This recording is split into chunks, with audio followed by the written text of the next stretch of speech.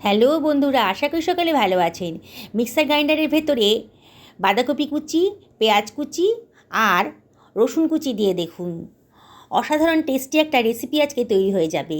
আপনারা কল্পনাও করতে পারবেন না যে এত টেস্টি একটা রেসিপি এইভাবে বানানো যায়। আপনারা শেষ পর্যন্ত ভিডিওটা দেখুন, আশা করি আপনাদের ভীষণই ভালো লাগবে। একবার যদি বানিয়ে নেন না, তাহলে বারে বারে কিন্তু এরম করে বানাবেন আপনারা, এতটাই টেস্টি হবে। যে খাবে সে কিন্তু বুঝতেই পারবে না যে এত টেস্টি রেসিপিটা আপনি কীভাবে বানিয়েছেন। চলুন তাহলে কথা না বাড়িয়ে চটপট রান্নাটা করে ফেলি। আমি এখানে একটা মাঝারি সাইজের বাঁধাকপি নিয়েছি। এই বাঁধাকপি পুরোটা আমার লাগবে না, অর্ধেকটা হলেই হয়ে যাবে। আমার মেম্বার অনুযায়ী অর্ধেকটা হলেই হয়ে যাবে। আপনাদের যদি মেম্বার বেশি থাকে তাহলে পুরো বাঁধাকপিটা দিয়েই আপনারা রেসিপিটা বানিয়ে ফেলবেন। এতটাই টেস্টি না, বানানোর পরে মনে হবে আর একটু বেশি বানালেই হতো। আমি অর্ধেক বাঁধাকপিটাকে একটু বড় বড় সাইজের করে কেটে নিই, যেমন খুশি কাটতে পারেন। আমি এভাবে কেটে নিলাম বাঁধাকপিটাকে। আমি এখানে একখানা পেঁয়াজ কেটে নিচ্ছি, মাঝারি সাইজের একখানা পেঁয়াজকে আমি কেটে নিচ্ছি। পেঁয়াজটাকেও যেমন খুশি কাটা যায়, রাফলি কেটে নিলাম। এবারে একটা মিক্সার গ্রাইন্ডারের ভেতরে বাঁধাকপির টুকরোগুলোকে আমি দিয়ে দিয়েছি, আর দিয়ে দিচ্ছি কুচানো পেঁয়াজটা। অসম্ভব টেস্টি, একেবারে নতুন ধরনের একটা রেসিপি আজকে তৈরি হতে চলেছে। এবারে আমি এর ভেতরে দিয়ে দেব কাঁচা লঙ্কা। লঙ্কাটা অবশ্যই আপনারা নিজেদের পছন্দ মতো দেবেন। আমি এখানে 3খানা লঙ্কা দিলাম, খুব সুন্দর একটা টেস্ট আসবে। আর এর ভেতরে আমি দিয়ে দেব বেশ খানিকটা রসুনের কোয়া। এবার এটাকে আমি গ্রাইন্ড করে নেব, জল দেওয়ার প্রয়োজন নেই। পেঁয়াজের রস আর বাঁধাকপি থেকে যে রসটা বেরোবে তাতেই কিন্তু সুন্দরভাবে গ্রাইন্ড হয়ে যাবে। দেখুন বন্ধুরা, কত সুন্দর একটা পেস্ট তৈরি হয়ে গেছে। এবার একটা বাটির ভেতর এটাকে আমি সরিয়ে রাখলাম। আমি একবারে এটাকে পেস্ট করতে পারিনি, বাঁধাকপিটাকে বেশি পরিমাণে ছিল তো, তাই জন্যে আমি পরের ব্যাচেও বাঁধাকপিটা দিয়ে দিলাম। আর এইবার দিলাম খানিকটা আদা কুচি। এবার কিন্তু খানিকটা জল দিতে হয়েছে আমাকে। আগেবার পেঁয়াজেরটা ছিল বলে পেঁয়াজের রস থেকে গ্রাইন্ডটা সুন্দরভাবে হয়ে গেছিলো। এইভাবে ব্যাচে ব্যাচে আমি পুরো বাঁধাকপিটাকেই আমি গ্রাইন্ড করে নিলাম। আমি এখানে বেশ খানিকটা ধনেপাতা নিয়ে নিয়েছি। ধনেপাতার পরিমাণটা একটু বেশি দেবেন, তাহলে কিন্তু খেতে দারুণ টেস্টি হবে। ধনেপাতার গোড়ার দিকের অংশটা কেটে বাদ দিয়ে দিলাম, আর ধনেপাতাটাকে আমি একটু বড় বড় সাইজের করেই কেটে নিচ্ছি।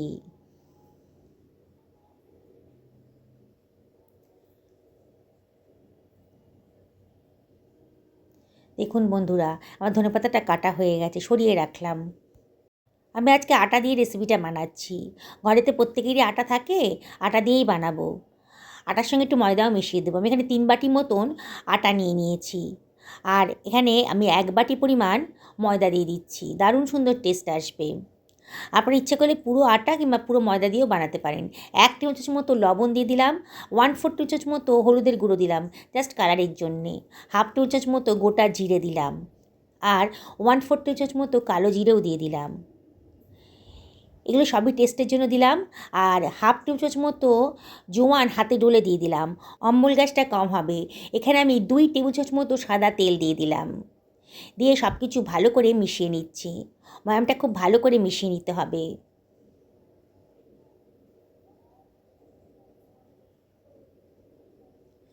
এবার আমি এর ভেতর দিয়ে দিচ্ছি 1 টেবিল চামচ মতো চাট মশলা। চাট মশলা দিলে দারুণ সুন্দর একটা টেস্ট আসবে। আবারও সব কিছু খুব ভালো করে মিশিয়ে নিচ্ছি।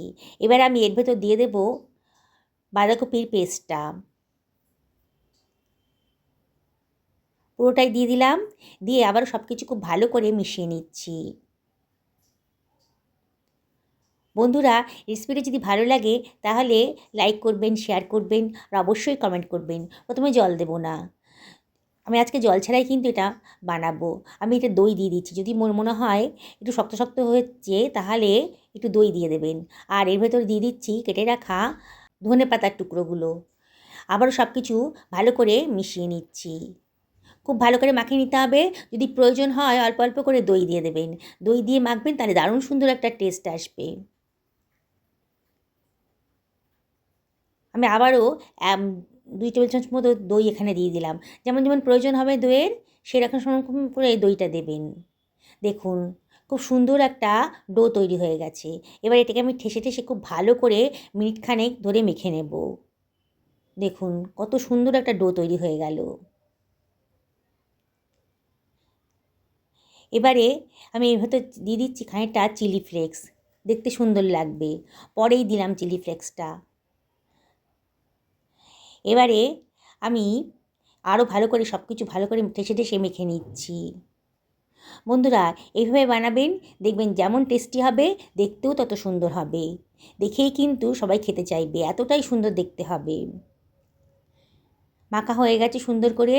এবারে আমি এর ভেতর দিয়ে দিচ্ছি 1/2 চামচ মতো সাদা তেল, দিয়ে আবারও একটুখানি ভালো করে মাখিয়ে নিচ্ছি তেলটাকে।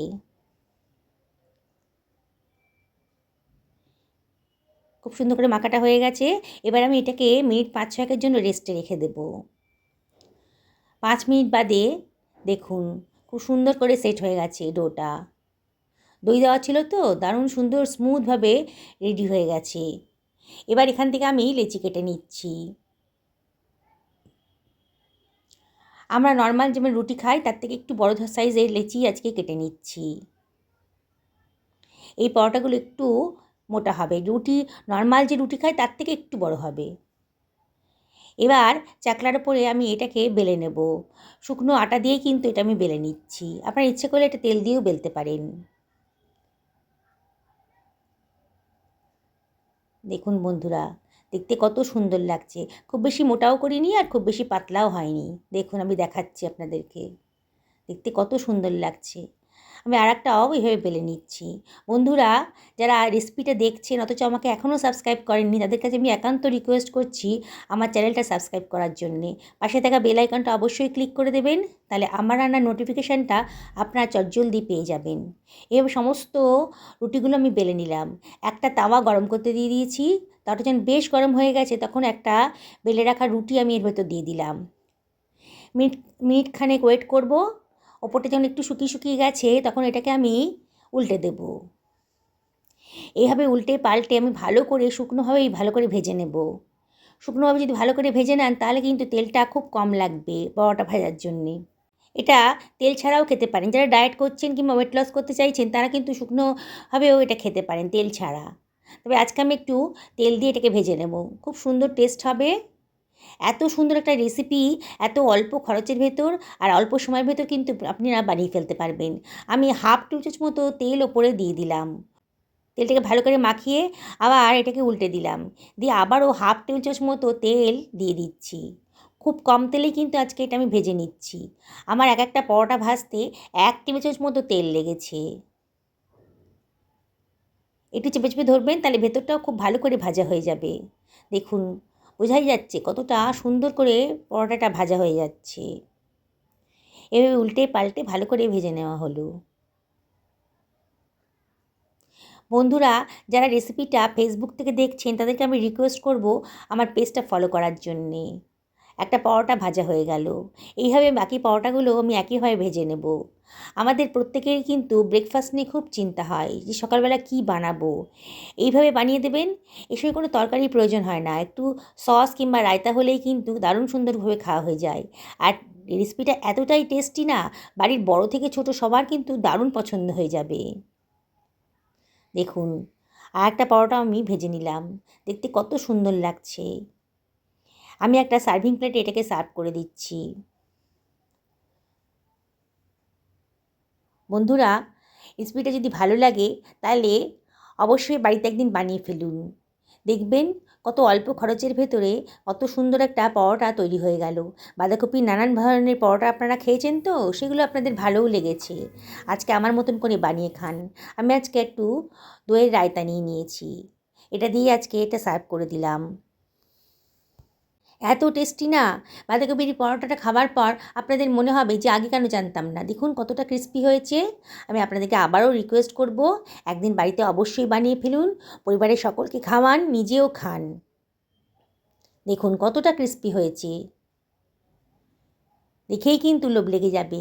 আপনারা না বানিয়ে থাকতেই পারবেন না রেসিপিটা দেখার পর, এটা আমি গ্যারেন্টি দিয়ে বলতে পারি। সুস্থ থাকুন, ভালো থাকুন, এই কামনা করে ভিডিওটা শেষ করলাম। নমস্কার।